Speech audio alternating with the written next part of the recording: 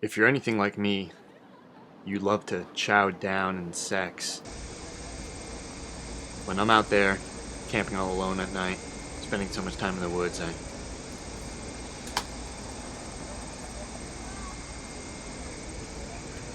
When you're out there as a survivalist in the woods, you learn how to eat bugs for survival. Of course, it's illegal to eat praying mantises. I'm only videotaping this one because I thought it would be cool to maybe make an old school type of monster movie. Lord knows there's more than enough monsters in this city, which is one of the reasons I decided I needed to leave. When I tell people that society is on the brink of martial law, they tell me that I'm a conspiracy theorist. But you don't have to take my word for it. This is a video footage that I shot in the city before I left. And it speaks for itself.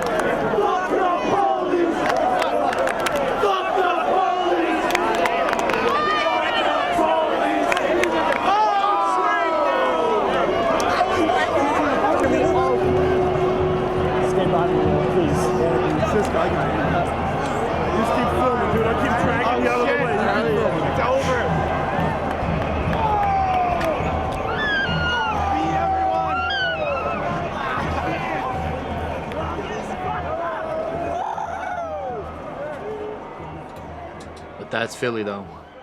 They're all a bunch of fucking animals. It's no wonder I left. I felt like I was being trapped by the system, and I had come to realize is that the teepee is a requisite for freedom.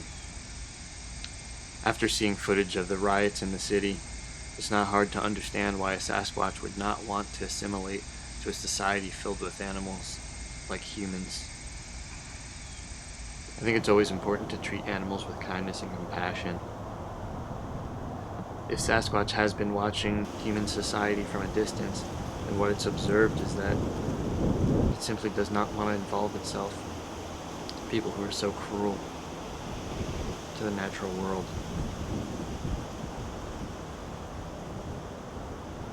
If our society was more conducive and accommodating for Sasquatch, then perhaps they would finally reveal themselves to the entire world.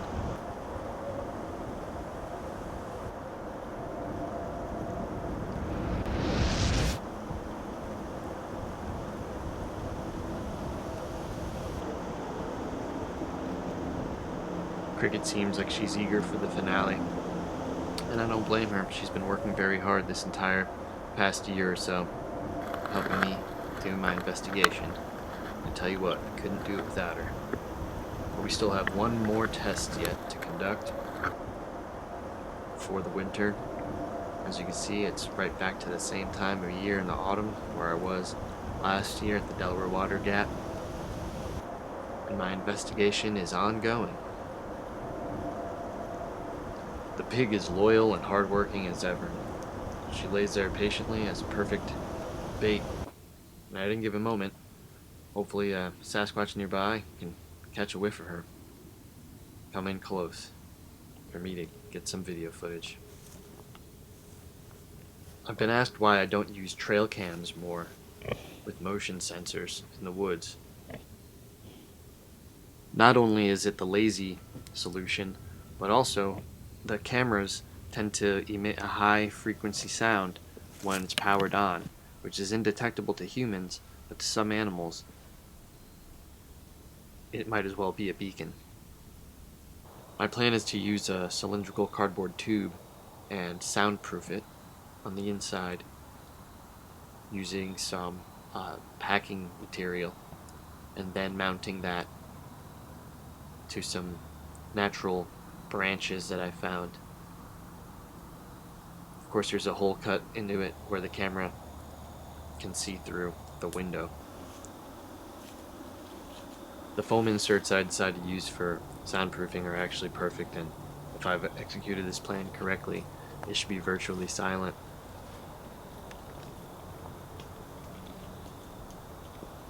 When it comes to Sasquatch, however, you are really dealing with an intelligence that's comparable to a human being, and a trick like this might not be sophisticated enough, and Sasquatch might not fall for it.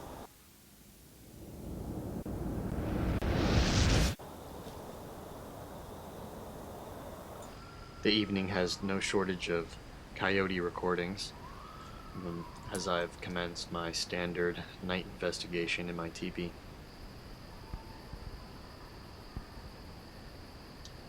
I consider my teepee to be a vital asset, as it is a crucial tool to me in my investigations looking for Bigfoot. And it's interesting because theoretically I don't need to be inside of the teepee while the fire is going. I'll allow the teepee to be a representation of myself, but in reality, if I could figure out a way to slip out unnoticed, perhaps I could circle around and double back, and maybe that's the way I get the upper hand on the Sasquatch, by essentially creating a holographic projection of myself to draw his attention to what he thinks is me, but in reality, I was never there all along.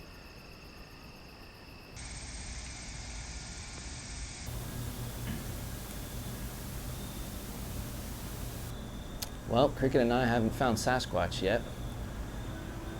But finding Sasquatch... Fuck. Fucked that up, Cricket.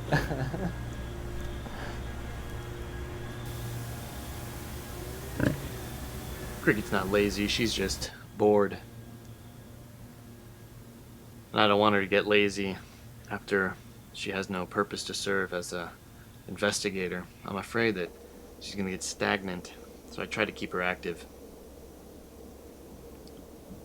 I'm not done scouring the woods for any sign of Sasquatch, and of course, now that the trees are becoming more and more bare, the visibility has increased.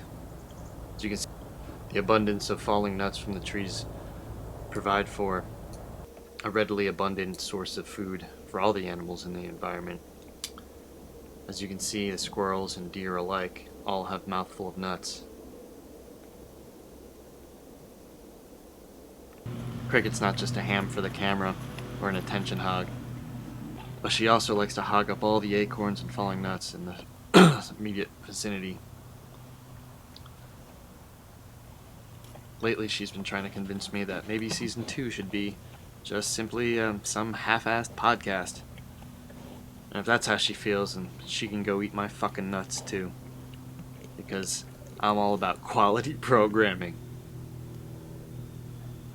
Well, it's been over a year now since Cricket and I set off to search for Sasquatch, and sadly I could say that we haven't found it. Maybe a little bit of evidence here and there, but nothing conclusive. And well, some would say that's that, but I say that there's always next year, right, Cricket?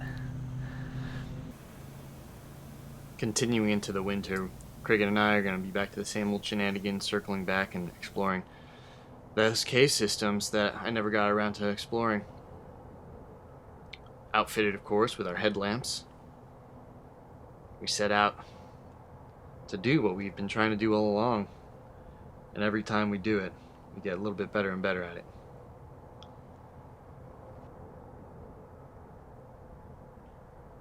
The plan's the same as it always was. Use Cricket to muster up a Sasquatch out of the cave, and then use the aerial point of view to capture him trying to elude me into the forest.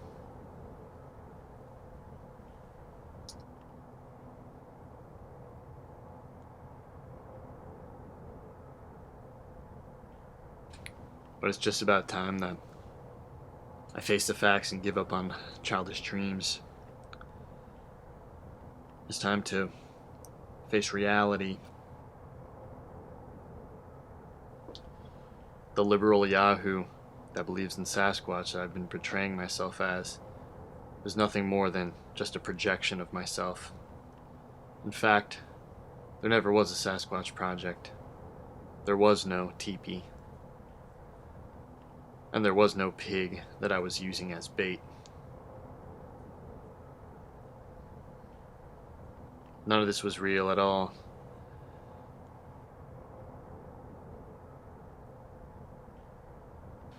Wintertime in the Poconos is a harsh and desolate environment.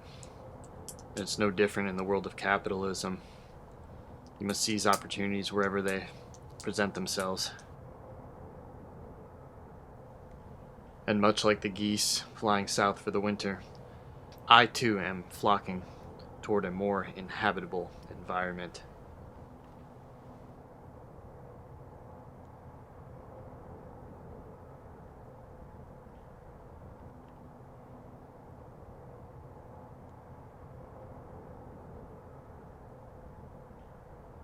For the past 9 months, I've been working at a local pharmaceutical manufacturing company.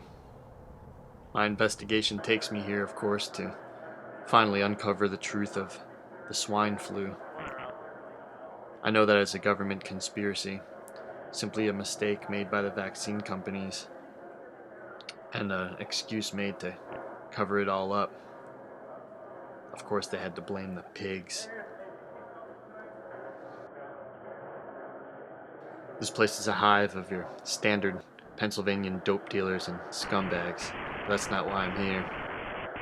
I'm here simply to procure a confession and perhaps some video evidence that would prove my case, and finally clear Cricket's name and prove her innocence and the innocence of all hogs.